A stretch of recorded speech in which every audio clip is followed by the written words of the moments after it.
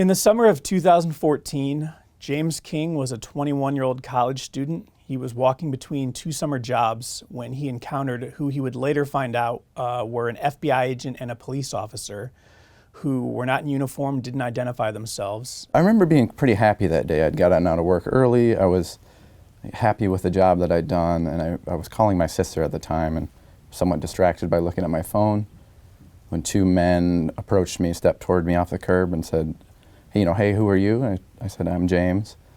And they said, oh, really, is that your real name? I was kind of thrown off. I was getting a weird vibe from these guys immediately. And I'm a pretty pro-social person that I would consider myself as such. So I started engaging them, but then one man stepped behind me and I felt very uncomfortable. And they asked me, is that your real name? And I said, yes, that's my real name. And then they were wearing these lanyards, and one of them asked me to step aside, and they sort of had an air of authority, so I started to comply. But one of them stepped behind me, boxed me out, and took my wallet out of my back pocket. And at that point, I realized I was being mugged. So I went to run, to flee, and I was tackled and ultimately beaten pretty severely.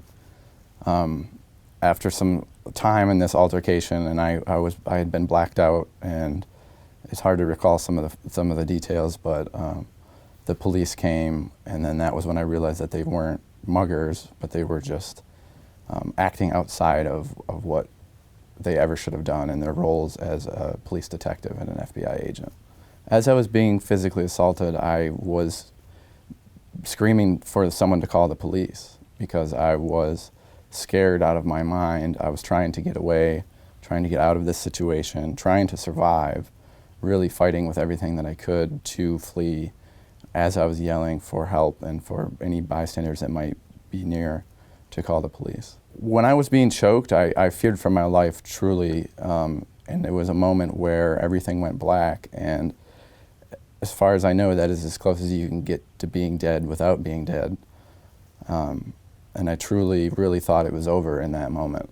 I discovered that the men that did this were police when the other police came over and didn't arrest them. Keep in mind, the crime supposedly committed by the suspect James was mistaken for was so inconsequential, stealing empty soda cans and some liquor from his former boss, it in no way justified the incredibly violent beating James endured at the hands of the police.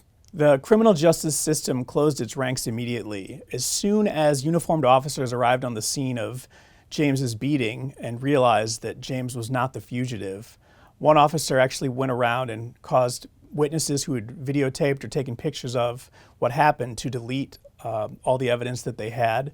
And then James was taken immediately to the hospital where he was handcuffed to his hospital bed before being sent to jail and charged with several felonies for resisting what he didn't even realize was an arrest. So James was innocent, got beaten up, and as a result, the prosecutor charged James with a bunch of crimes rather than anybody apologizing to James for what had happened to him. The prosecutor brought serious felony charges against James, and I'm sure expected that James would have taken the plea deal that was eventually offered. But instead, James fought it out, went to trial, and was acquitted on all charges. That's important because typically prosecutors are able to leverage these sorts of charges against someone to get them to take a plea deal and thereby prevent them from holding the officers who violated their constitutional rights to account.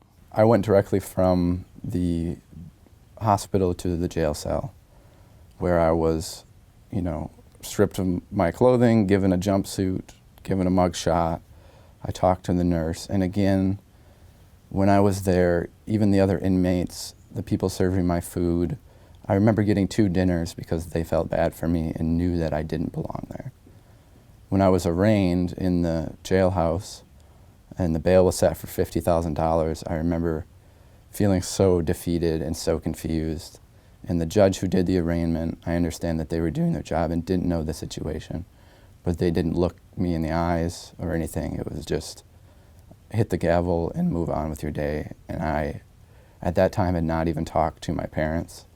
I was alone and scared and did not know what to do. I do not feel that I did anything to spark this event at all. I did nothing wrong.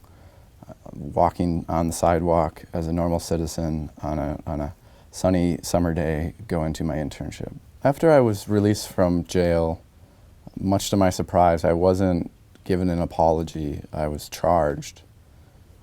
The police officers charged me with 3 violent felonies.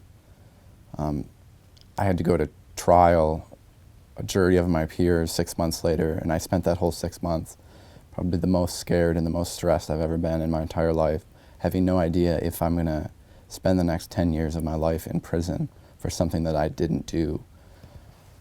When I was in trial, I remember my attorneys telling me, most people don't win against the government, and we know that you did nothing wrong, but if they offer you a plea, you should consider taking it. And they did, and I said no. I said, no, I didn't do anything wrong, and I don't deserve to be thrown in jail for something that I was on the wrong side of. That trial was 2 days, 2 very intense days, very stressful. And I remember my family sitting behind me and audibly gasping and crying at the stories that the police officers were making up on the stand as to the supposed terrible things that I had done. And I remember me being on the stand and addressing the questions as best I could and trying to help the jury understand that I was not there because I was a criminal, and that being charged of criminal offenses doesn't mean that you did them. When the jury came back, they unanimously acquitted me of all charges. Myself, my 2 attorneys, Anthony Green and Julia Kelly, jumped up. We all hugged. I cried. My family ran towards me. We all celebrated a lot. I went from extreme state of stress to relief, and it was a lot for my mind to sort of take in at the moment. And I remember as I was walking out of the courtroom, one of the jurors ran up to me and she gave me a hug and she said, "I'm so thankful." She said, "I knew the whole time that you did not belong there, and these men did terrible things to you." I've known James for years now. I've pretty much been working on this case since its inception. And it's been very difficult, even as a third party, to see the toll that this has taken on James. It's very clearly affected him in his day-to-day life, and it's something that never leaves him. In the aftermath of this incident happening to me, I had a hard time trusting in general, but especially the system, as I'd always been brought up to believe that the police and the people in authority were the people to go to if you needed help. After being assaulted by them, I was incredibly nervous and still am to this day around police. And I had a 180 of fearing the people, the very people that you should go to if you're in trouble and if you need help. Even in my dating life, you know, as a young man, the internet is used these days a lot to go on first dates, and often they will go well until they Google me and see these weird things about me, and then that's the end of that. Similar experiences with job interviews, or even I have a stable, wonderful employment right now, but I cannot work federal jobs, which is a large part of our business. So these things continually dig into my personal and emotional life all these years later, and that has been an effort that is ongoing to help myself kind of get over this. After I was beaten by these police officers, I never received an apology. I still never have. I don't think they apologized because I don't think that they're sorry for their actions. I don't think they've been taught to have accountability for those types of actions. And they knew, as well as the rest of their department knew, that they would be okay, that they could charge me and possibly get away with it. I would like to hold these officers to account for their misactions, in large part because of the system and how broken it is. These officers did something that was illegal and then charged me for crimes, and the system closed around them and helped them get away with that. There is zero accountability, and I know that this extends beyond the 2 officers that assaulted me. I know that it extends to different departments around the United States. and having that system be reformed from the top down and having our citizens be more aware of their rights and hold each and every officer accountable for their actions would be a great start and a great way for this case to close. It's important to hold these two officers accountable because they violated the Constitution. The Fourth Amendment prevents the government from undertaking unreasonable searches and seizures. Here, every step of the way, the officers were unreasonable in searching and seizing James, including when they beat him.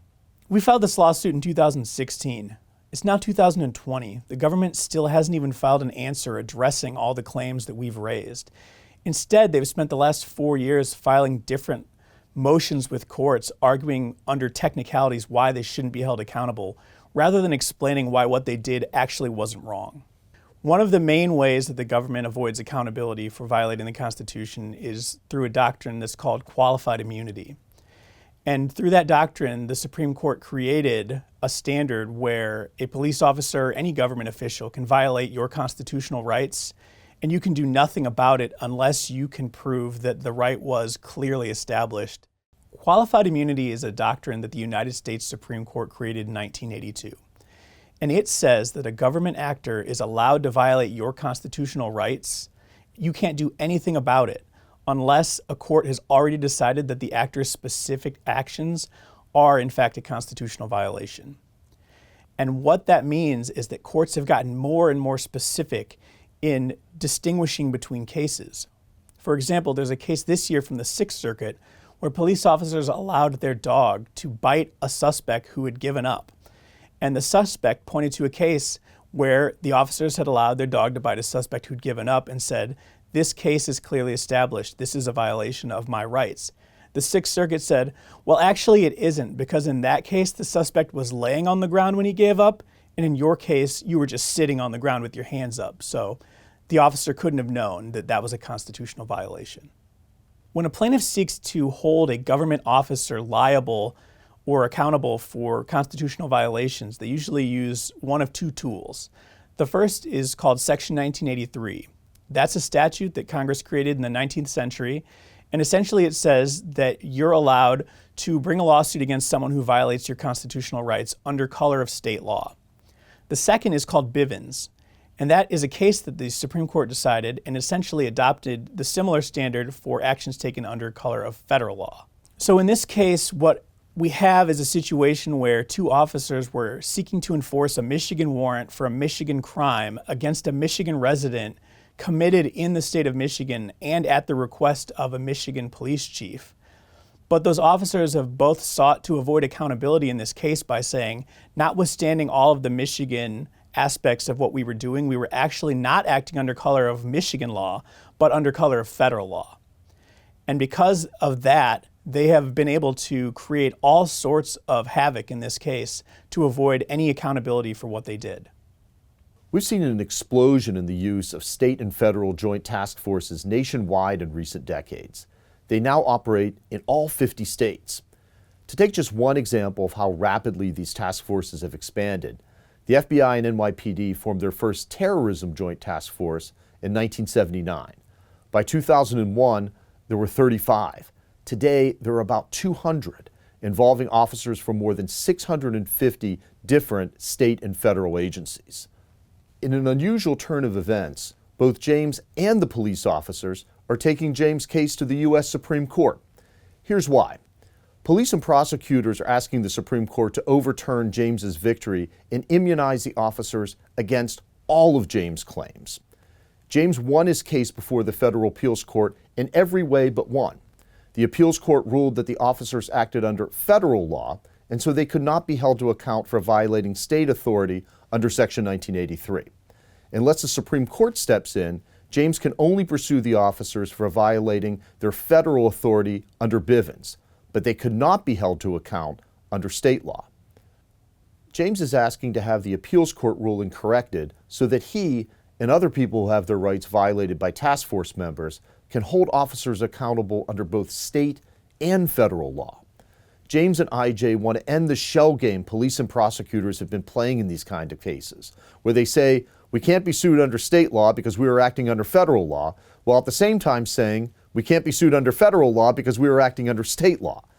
The government wants to maintain a system where it's heads they win, tails you lose. That's unfair and it's unlawful. James's case is part of IJ's new project on immunity and accountability. Immunity doctrines turn fundamental concepts of American jurisprudence on their head. If citizens must follow the law, the government must also, and that includes following the Constitution. And following the Constitution means officials being held accountable for violating it. The Institute for Justice represents James to ensure that law enforcement officers can't operate above the law and free from the Constitution they were sworn to uphold. A victory for James will set an important precedent through which members of all state and federal joint task forces will be held to account for their actions.